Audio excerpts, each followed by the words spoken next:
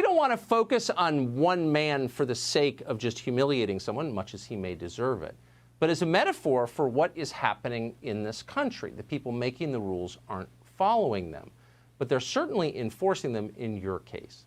In New York City, for example, officials are working hard to harass the very few businesses that have maintained open doors.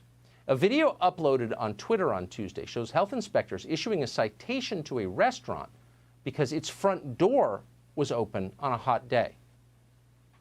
If you don't want to, you don't need to sign it. I know you're recording me. That's fine. I'm allowed to record you. I'm going to give you a copy and then... You're giving me a ticket because my doors are open, sir?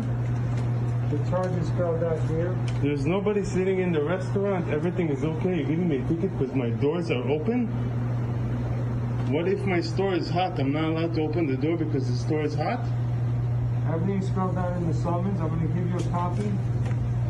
You know, I'm struggling here every single day. It's hard for me. And there was nobody inside the store, obviously, because we don't have dine-in. We only have takeout. There was nobody in the store, and I'm only getting a ticket because my doors are open. Jacob Green is the owner of the restaurant you just saw. He's a cousin of the man in the video. The restaurant's called Mixed Greens Cafe. It's in Brooklyn. Jacob Green joins us. Mr. Green, thanks so much for coming on. What do you think that was about? It didn't seem like you were endangering anyone. No, it's really, it's kind of crazy because there was nobody in the restaurant. And aside from that, you know, when he came in as a plainclothes person asked to sit down and eat. And my cousin, the manager, told him, you know, I'm sorry, we're only takeout and delivery. Then he pulled out his badge and then he proceeded to write the summons. And you saw my cousin, I mean, he was brokenhearted. You know, because he really, you know, he runs this place and he loves it. And he just couldn't understand why he was getting this citation. And, you know, the person was giving him absolutely no information at all.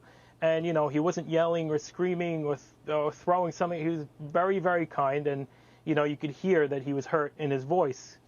You know, we worked so hard and we were struggling to begin with because of COVID.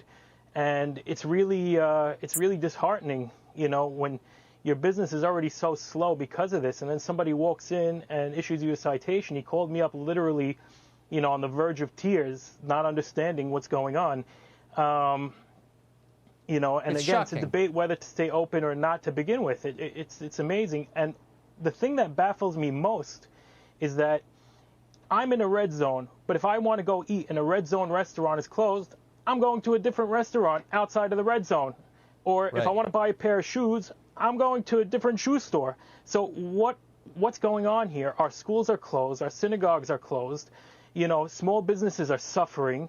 And really there's no progress being made because you could really just go anywhere else. It's not like they lock you in your house if you're in the red zone and say you can't go anywhere. You still have freedom to move and work.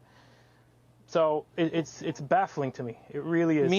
Meanwhile, people are afraid Deutsch, to use the way. subway because it's so dangerous. Really quickly, why do you think when women are literally afraid to get on the subway and people are living on the street and defecating in trash cans and making a mess of our biggest city, why are they picking on you? Really, I have no idea. I have no idea, you know.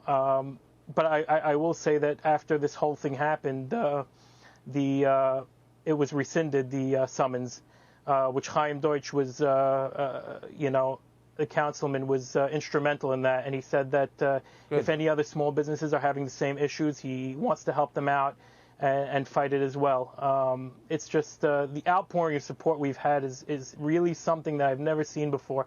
And I really believe that America is the greatest country to live in. Amen. You know, I have people ordering online. Shoot. No, I think you're absolutely right. From Arkansas. You're brave to film that and to put it on this show, and we're grateful that you did. People need to see it. Jacob Green, thank you. Oh, my pleasure. Thank you so much.